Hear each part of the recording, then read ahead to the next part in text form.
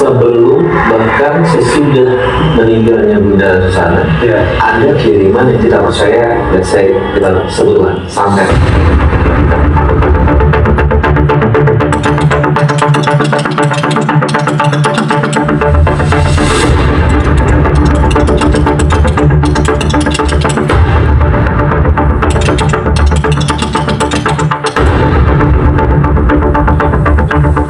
Kalau kita mau membuktikan bahwa itu betul kiriman santet, biasanya yang paling peka adalah hewan. Pada saat itu, karena itu masih saya bilang belum di keramik, masih batu-batu, itu hewan bermunculan dari bawah. Dan Susana tuh paling sering ngabisin, sorry ya, itu sering banget apa? Duduk di sini, malam kalau berdoa apa gitu, duduk di sini.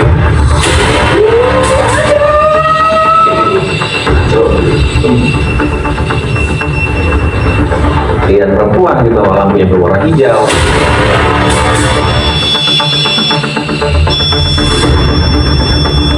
Yes, exactly my point. Hijau, oke. Cewek. Maaf ya, sambil buang air besar, kencing, muntah, gitu ya, saya yang bersih. Film yang dosa di atas dosa, jadi memang aku coba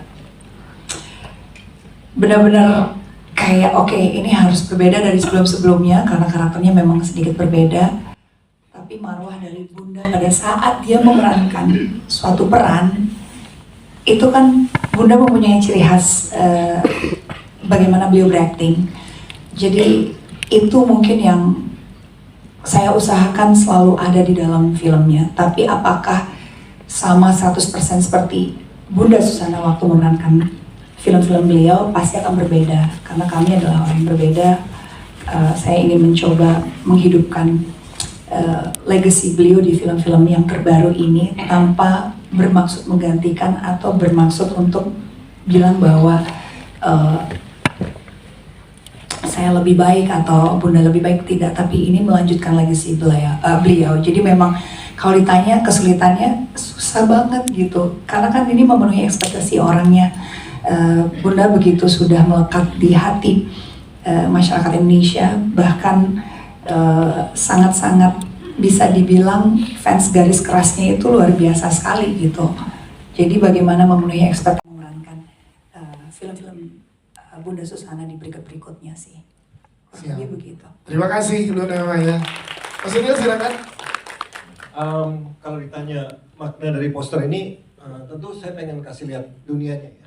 Saya pengen kasih lihat bahwa ketidakadilan yang terjadi pada protagonis dan karakter-karakter di film ini, dan pemberontakan dan ketidakadilan, dan itu yang saya pengen kasih lihat dunianya intinya. Siapa aja yang terlibat dalam sini, apa yang terjadi, dan gimana supernatural power santet yang melawan ketidakadilan ini gitu. Sebetulnya itu idenya, seperti Susana memegang bola api di tangannya, dan karakter-karakter yang ditunjukkan, siapa antagonisnya, siapa protagonisnya gitu.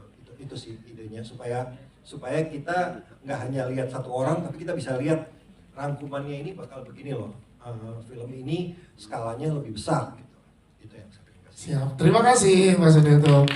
Jawabannya selanjutnya ya di depan dulu ya, baru ke belakangnya nanti ya. Terus sebelah kanan silakan teman-teman yang di tengah. Silakan. Ya, saya Wayan dari liputan6.com. Saya ingin menanyakan yang pertama, setelah menonton trailer tadi, suaranya Luna Susana banget. Padahal sudah 3 tahun ya kali terakhir merilis Susana Malam Jumat Kliwon. Seperti apa Luna bisa recall kembali suara itu dan kemudian bisa menjelma menjadi Susana di santet dosa di atas dosa ini. Terus ini film pertama Luna di 2026, apakah ini menjadi satu-satunya gitu? Yang kedua buat Reza dengan genre horor kayaknya agak berjarak ya. Tidak tiap tahun juga bisa tampil di film horor. Kesan pertama Reza ketika membaca sinopsis dan juga skenario film Dosa di Atas Dosa ini seperti apa? Yang ketiga buat Bang Kinoy, kayaknya ini kali pertama, koreksi kalau saya salah, bekerja sama dengan Ram Soraya. Seperti apa kesannya dan mengarahkan duet maut Luna Maya dan juga Reza Rahadian seperti apa? Terima kasih. Siap, terima kasih Kawayan. Kalau udah dulu silakan gimana nge-recall lagi. Aku justru di sini kalau aku boleh cerita sedikit, aku lebih seneng sih. karena nggak jadi hantu, nggak jadi sundel bolong.